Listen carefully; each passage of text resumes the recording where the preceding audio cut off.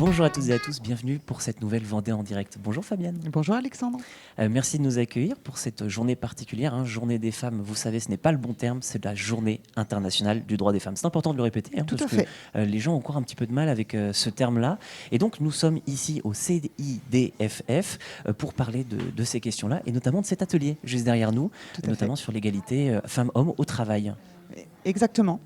Donc c'est un atelier que nous avons proposé à destination des professionnels de l'insertion professionnelle. Il y a des conseillers en insertion professionnelle, il y a des chargés de recrutement pour des agences intérimaires, un groupement d'employeurs aussi est présent, de manière à échanger ensemble et réfléchir à quels pourraient être les arguments que l'on pourrait tenir auprès des femmes, mais aussi auprès des employeurs, pour permettre aux femmes d'accéder à des métiers dits masculins, qui souvent sont des métiers qui recrutent et auxquels les femmes, encore malheureusement aujourd'hui, ont du mal à accéder.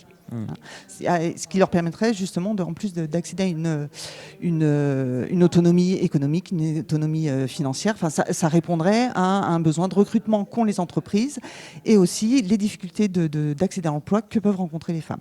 Alors ça fait une cinquantaine d'années que les femmes peuvent avoir leur propre compte bancaire, mais c'est toujours un problème contemporain, ça, le manque d'accessibilité à une rémunération propre et à des salaires adéquats. Il reste encore un écart, en effet, entre les salaires masculins et les salaires féminins. Il y a en moyenne 16% d'écart entre, si on cumule tous les salaires des hommes et si on cumule tous les salaires des femmes. Donc cet écart peut s'expliquer par le fait que les femmes travaillent majoritairement à temps partiel, contrairement aux hommes.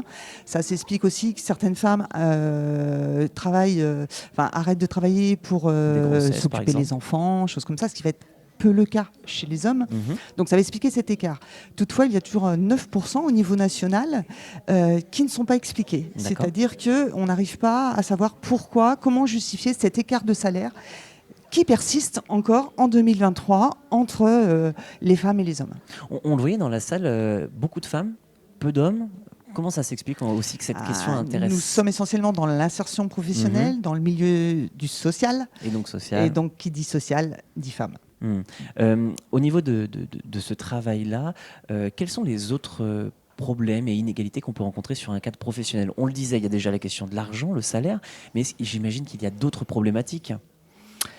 Oui, on va avoir des problématiques, tout ce qui va être lié au rôle de la mère.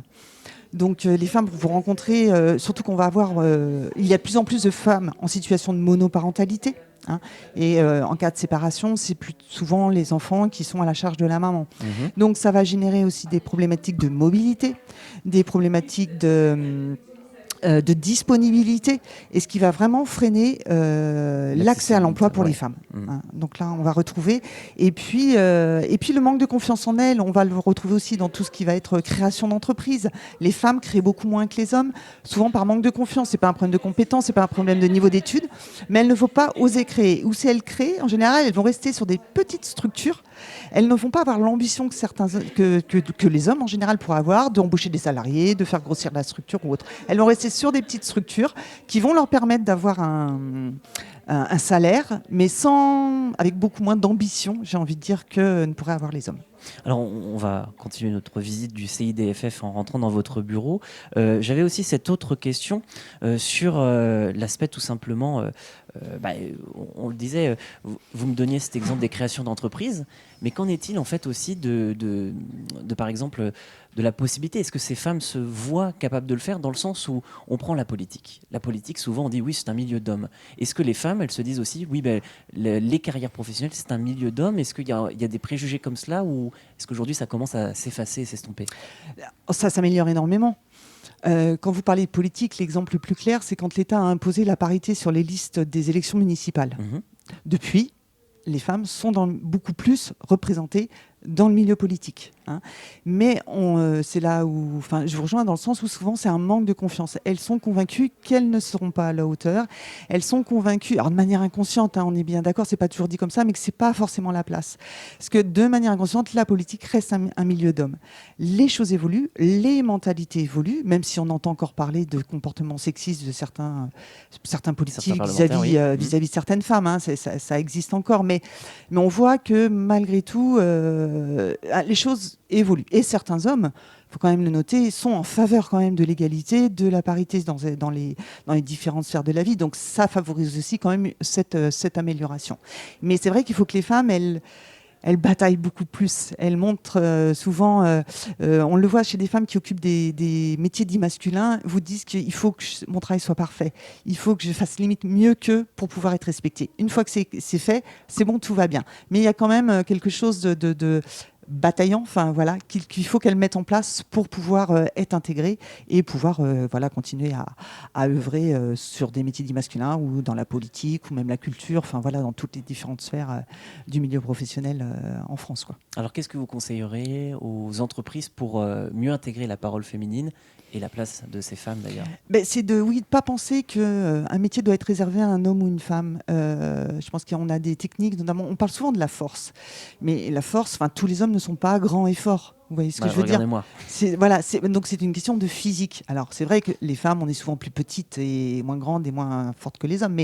Mais d'abord, c'est essayer d'intégrer que c'est un problème de capacité physique dont j'ai besoin. Donc pourquoi je dois regarder forcément chez les hommes? Peut-être qu'il y a des femmes qui ont cette capacité physique à occuper ce poste. Déjà, essayer de regarder, changer un peu le regard, ne pas penser ce métier-là, c'est pour les hommes, c'est ce métier-là, j'ai besoin de tel profil, qu'il soit un homme ou une femme, ça n'a pas d'importance. C'est peut-être aussi, mais en faveur des hommes, favoriser le temps partiel pour les hommes.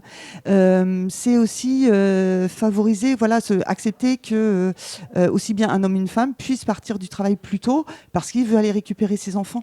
Voilà, c'est essayer de changer un peu les mentalités, ouvrir toutes ces possibilités aux femmes, bien sûr, et aux hommes. Et on répondra en plus à des pénuries de main-d'œuvre que rencontrent les entreprises aujourd'hui.